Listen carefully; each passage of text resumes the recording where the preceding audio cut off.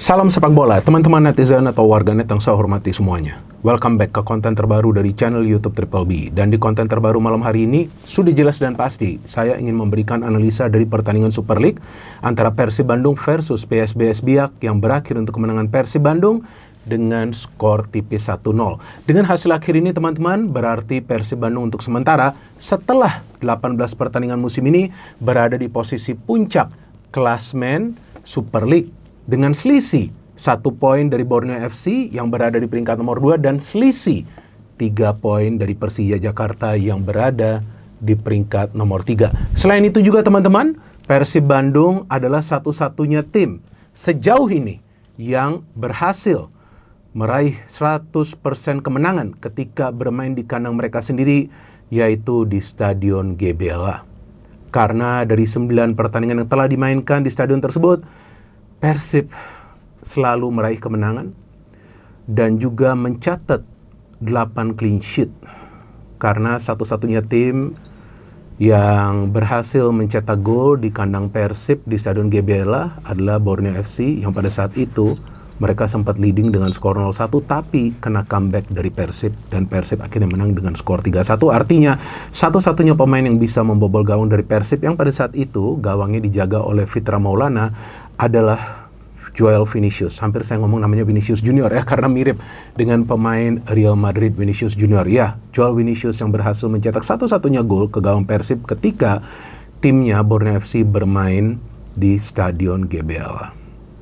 Jujur saya tidak menyangka bahwa Persib akan bisa meraih kemenangan di pertandingan malam hari ini. Karena memang kita lihat bahwa permainan dari PSBS Biak itu total defensif ya. Bagi mereka 1 poin saja dari GBLA itu akan terasa seperti 3 poin. Karena kita tahu mereka berada di tepi zona degradasi sebelum pertandingan ini. Jadi wajar mereka akan yang namanya itu parkir bus. Tapi ternyata seiring berjalannya waktu di pertandingan, mereka juga beberapa kali mengancam gawang dari Persib Bandung. Dan sebetulnya saya tidak ingin membuat konten malam hari ini. Saya tadinya mau buat kontennya besok siang. Karena malam hari ini saya ada jadwal siaran di SCTV nanti pukul 23.00 waktu Indonesia Barat. Nah, maka itu kan saya sudah pakai nih kemeja warna biru. Karena kalau kita siaran IPL di SCTV itu kemejanya warna biru dan jasnya juga warna biru. Tapi yang berada di belakang kamera ini 2 bobotoh yang berada di belakang kamera, mereka nggak mau datang dan bicara untuk konten kali ini. Nah, mereka yang dari tadi ribut terus, harus buat. Halo teman-teman. Halo. Ini pas banget ya Bang, bajunya ya biru. Iya, karena kan memang IPL siarannya kita pakai baju biru. Nah, serba biru nih, lihat tuh, ada biru, ya kan, ada kuning, bener. ada Tapi abu-abu. kita ini hari seneng sekali. Tapi tadi kita dadakan gitu, kok bisa gol gak gitu, takhir terus udah Iya, gol. 0-0 terus. Tapi ternyata bisa ya 1 gol. Kalau Bung Binder kira mah udah seri itu ya. Iya, betul, karena saya bilang ke Jas nih kalau sudah menit 70 Persib gak bisa cetak gol, kemungkinan draw game ini. Dan saya pikir sudah draw game, saya sudah siapin kok. Tas saya udah mau nyalain mobil. Tiba-tiba teriak mereka, gol harus kamu buat. Ya saya bilang kan bisa juga, tunggu besok. Terima Tapi kasih ya Bang. Terima kasih ya oke. buat bikin. Kita juga udah bikin channelnya. Oh, apa nama channelnya? Nah, teman-teman harus catat nama channelnya apa. Nanti saya ini ya Di description ada linknya nanti. Di description ada Tapi ya. follow ya teman-teman, baru kita bikin nanti anget-anget kita besok atau besok lagi kita pasang video ya gitu. Apa itu? Maksudnya mau ingetin, mau pasang video? Iya, mau ini. Nanti kalau gak ada subscriber buat apa kita bikin video? Nggak nanti ada dong, subscriber pasti didukung sama Harus, teman-teman. Apa nama channelnya apa?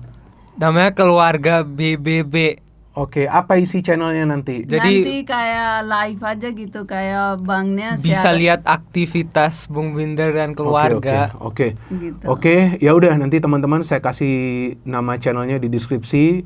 Bagi teman-teman yang ingin subscribe bisa langsung subscribe ya, biar mereka juga ada aktivitas lah. Sebenarnya saya Iya, minta benar. mereka di sini tapi pada nggak mau.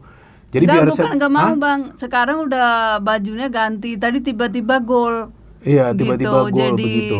Walaupun kita mereka belum siapin, iya. besok kita harus ini dulu kan, make up dulu Lu apa make up dulu, gitu. gak perlu lah buat Saya apa kan make mau up. make up, kalau jas Oke, Oke, dan sebetulnya tadi dia sudah ngomong loh bahwa ini Persib mati-matian, dan ternyata betul mati-matian mereka, gila gak? Karena menit 88 baru gol.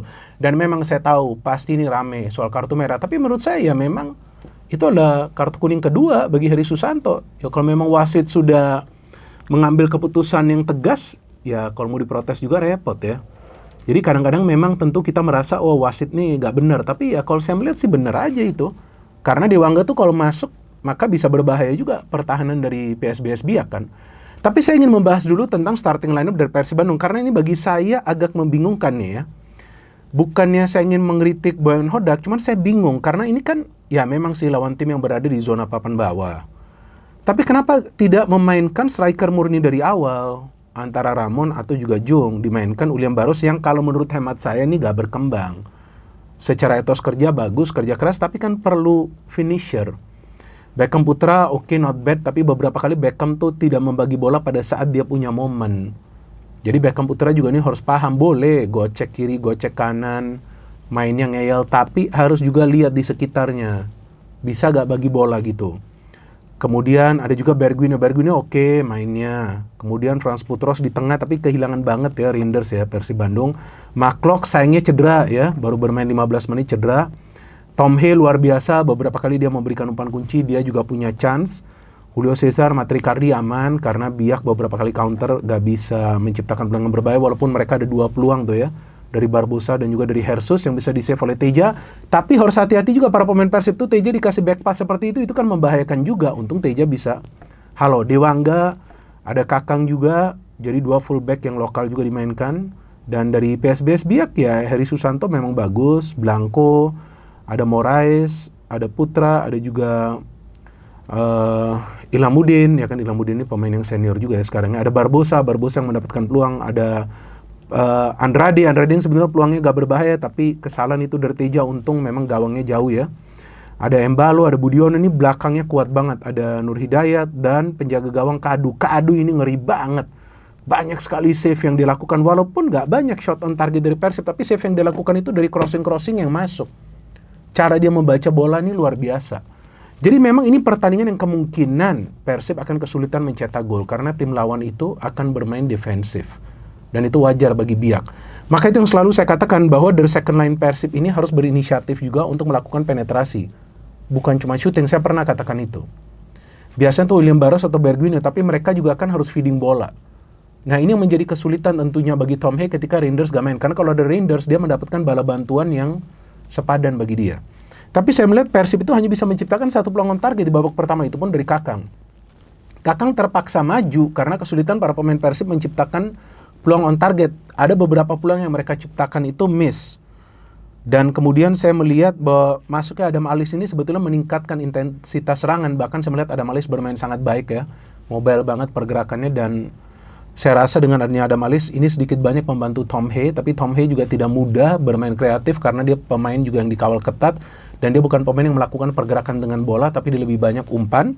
Jadi berapa kali diblok. Dan saya pikir masuknya Barba juga ini memberikan sinyal bahwa memang dia masih akan bermain bagi Persib sampai akhir musim. Dan dia bermain sangat baik. Jika teman-teman perhatikan, pergerakan dia tanpa bola itu sangat baik, sehingga dia bisa seringkali menerima umpan di sebelah kiri. Dan dia mainnya gak deep, gak terlalu dalam seperti Dewangga. Dewangga banyak overlap dengan pergerakan cepat, tapi Barba tuh sudah pintar mencari ruang.